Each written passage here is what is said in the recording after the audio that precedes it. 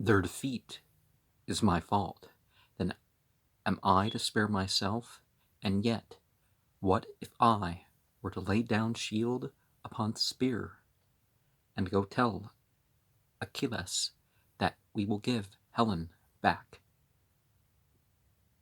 and half of Troy's treasures with her, useless? He would but kill me unarmed, as if I were a woman. Better to join battle with him now, even if I die. And, yeah, rather than killing oneself, it's definitely better to try to accomplish something.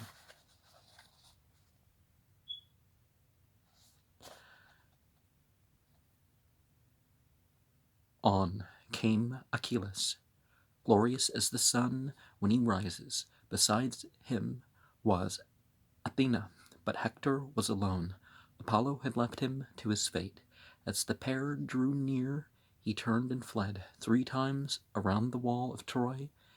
Pursued and pursuer ran with flying feet. It was Athena who made Hector halt. She appeared beside him in the shape of his brother Deiphobus, and with this ally, as he thought, Hector faced Achilles. He cried out to him, "If I kill you, I will give back your body to your friends, and do you do the same to me." But Achilles answered, "Madman, there are no covenants between sheep and wolves, nor between you and me." So saying, he hurled his spear. It missed its aim, but Athena brought it back. Then Hector struck it with a true aim. The spear hit the center of Achilles' shield. But to what good? That armor was magical and could not be pierced. He turned quickly to Deiphobus to get his spear, but he was not there, and Hector knew the truth. Athena had tricked him, and there was no way of escape. The entities have summoned me to death, he thought. At least I will not die without a struggle. But in some great deed of arms, which men yet to be born will tell each other, he drew his sword, his only weapon now, and rushed upon his enemy. But Achilles had a spear, the one Athena had recovered for him, before Hector could approach. He who knew well that armor taken by Hector from the dead, Patroclus, aimed at an opening in it near the throat and drove the spear point in. Hector fell, dying at last.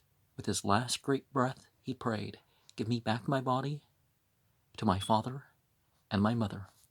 "No prayers from you to me, you dog," Achilles answered. "I would that I could make myself devour raw your flesh for the evil you have brought upon me." Then Hector's soul flew forth from his body and was gone to Hades, bewailing his fate, leaving vigor and youth behind.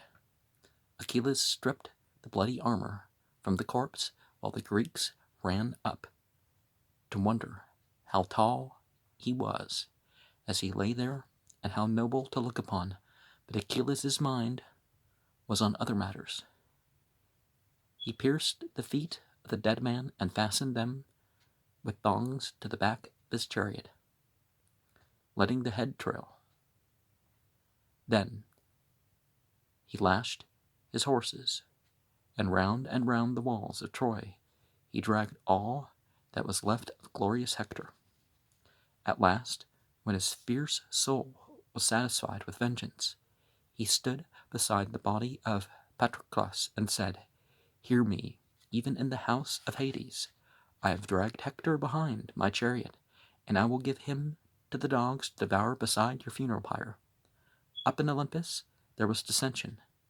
This abuse of the dead displeased all the immortals except Hera and Athena and Poseidon. Especially it displeased Zeus. He sent Eris to Priam in order to order him to go without fear to Achilles to redeem Hector's body, bearing a rich ransom. She was to tell him that violent as Achilles was, he was not really evil, but one who would treat properly a suppliant. Then the aged king heaped a car with splendid treasures, the best in Troy, and went over the plain to the Greek camp. Hermes met him, looking like a Greek youth, and offering himself as a guide to Achilles' tent. So accompanied, the old man passed the guards and came into the presence of the man who had killed and maltreated his son. He clasped his knees and kissed his hands, and as he did so, Achilles felt awe, and so did all the others there, looking strangely upon one another. Remember, Achilles, Priam said, your own father, of like years with me, and like me wretched for want of a son, yet I am by far more to be pitied, who have braved what no man on earth ever did before, to stretch out my hand to the slayer of my son. Grief stirred within Achilles' heart as he listened. Gently he raised the old man. Sit by me here, he said, and let our sorrow lie quiet in our hearts. Evil is all men's lot, but yet we must keep courage. Then he bade his servants wash and anoint Hector's body and cover it with a soft robe, so that Priam should not see it, frightfully mangled as it was, and be unable to keep back his wrath. He feared for his own self-control if Priam vexed him. How many days do you desire to make his funeral? He asked. For so long I will keep the Greeks back from battle. Then Priam brought Hector home, mourned in Troy as never another. Even Helen wept.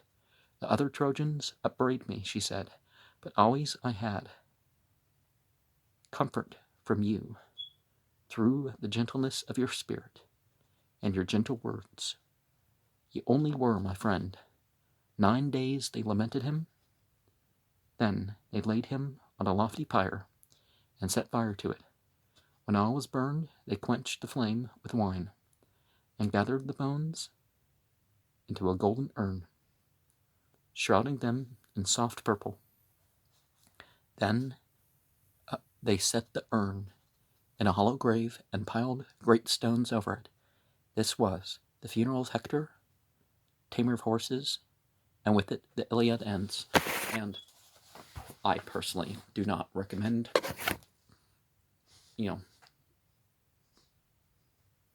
have level earth on top of the grave. Don't bunch of stones.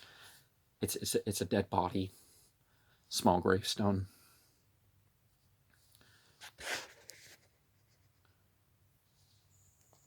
And save urns and stuff like that for the living.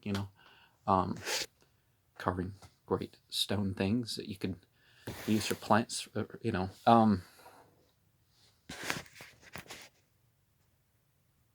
I mean, you can choose to use grave goods if you want, but I wouldn't recommend that sort of thing.